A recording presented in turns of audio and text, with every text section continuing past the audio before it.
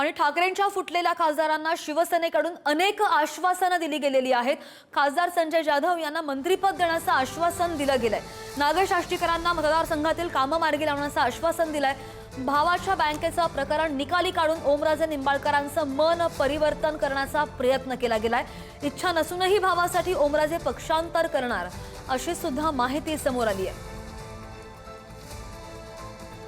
आणि या संदर्भात पुन्हा एकदा जाऊयात, आमचे प्रतिनिधी शिवाजी काळे आपल्या सोबत आहेत। शिवाजीच्या जे 6 खासदार वेगळे होत आहेत, ही सगळी कारणं समोर आलेली आहेत, त्यांच्या वेगळं होण्याची काय नेमकं आहे या सगळ्या संदर्भात सविस्तर? वेगवेगळी कारणं आहेत, मात्र आमिषांचा पावसाच्या पलीकडे यामध्ये जी कारणं सांगितली जात आहेत की उद्धव ठाकरे भेटत नव्हते किंवा पक्षनिधी मिळत नाहीये। आपल्याला माहिती आहे की गेल्या 50 वर्ष मागचे जर काढले तर राज्या देशामध्ये काँग्रेसचं सरकार होतं आणि विरोधामध्ये भाजप होतं। मात्र भाजपचा कुठलाही नेता आम्हाला निधी मिळत नाहीये किंवा पक्ष विचारधारेशी सुसंगत होत नाहीये म्हणून आम्ही काँग्रेसमध्ये जातो असं बोलले नव्हते। आता अलीकडेच अचानक उपरती झाली यांना आणि उद्धव ठाकरे भेटत नाही असं कारण दिलं गेलं। याच्या अगोदर देखील एकनाथ शिंदे जेव्हा 2022ला बाहेर पडले तेव्हा देखील असंच कारण देण्यात आलं होतं। त्यानंतर 2024ला ज्या निवडणुका झाल्या त्या निवडणुकांमध्ये या सगळी कारणं समोर असताना या सर्व उमेदवारांनी उद्धव बाळासाहेब ठाकरे यांच्या पक्षाकडनं तिकीटं घेतली, त्यावरती निवडणुका लढले। 2-2.5 वर्ष ते लोकसभेमध्ये काम करत राहिले। या दरम्यान त्यांच्या तोंडातून कधीही अशा पद्धतीचं वाक्य आपल्याला पाहायला मिळालं नाही। मात्र जेव्हा आमिषांचा पाऊस पडला, वेगवेगळ्यांना स्वतःचं राजकीय भवितव्य पाहायला मिळालं, त्यानंतर त्यांनी ही पावलं उचलल्याचं आपल्याला पाहायला मिळतंय। एक म्हणजे ओमराजे निंबाळकर यांच्या भावाचं प्रकरण आहे। त्याचबरोबर दुसरा मुद्दा म्हणजे जर पाहिलं तर आपल्याला शिर्डीचे खासदार भाऊसाहेब वागचौरे आहेत, त्यांच्या राजकीय भवितव्यासाठी हे पाऊल उचलतायत असं समजतंय।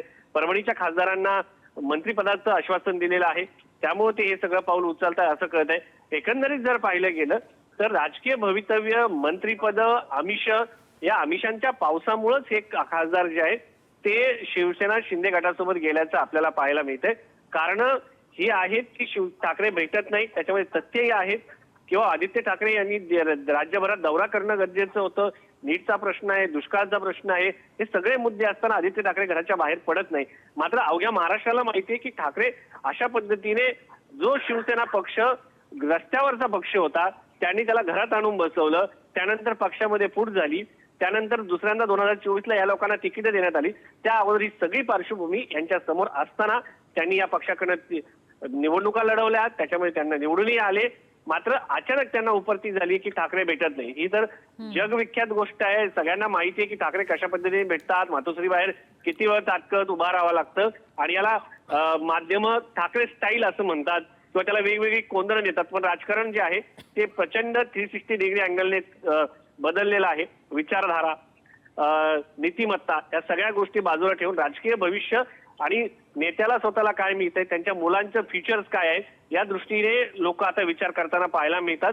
आणि त्या दृष्टिकोनातून जर एखाद्या पक्षामध्ये फ्युचर नसेल तर त्या सगळ्या दृष्टीने किंवा सत्ता महत्वाची असते, सत्तेत जाणं गरजेचं असतं आणि या सगळ्या दृष्टिकोनातून जे आहे जनतेचं नाव देऊन स्वतःच्या भविष्यासाठी नेते अलीकडच्या काळामध्ये अशी पावलं उचलताना आपल्याला पाहायला मिळतात। अगदी राजकीय भवितव्यासाठीच ही पावलं उचलली जात आहेत हे तर स्पष्ट झालंच आहे। मात्र यापूर्वी आता 11 वाजता जी ठाकरेंची पत्रकार परिषद होतीये, पुन्हा एकदा भावनिक दृष्ट्या ते आवाहन काही करतात का, या खासदारांची समजूत करण्याचा घालण्याचा प्रयत्न करतात का, याकडे आणि दिल्लीमध्ये घडणाऱ्या सगळ्या ताज्या घडामोडींकडे लक्ष असेल। शिवाजी, धन्यवाद दिलेल्या सगळ्या सविस्तर अपडेटसाठी।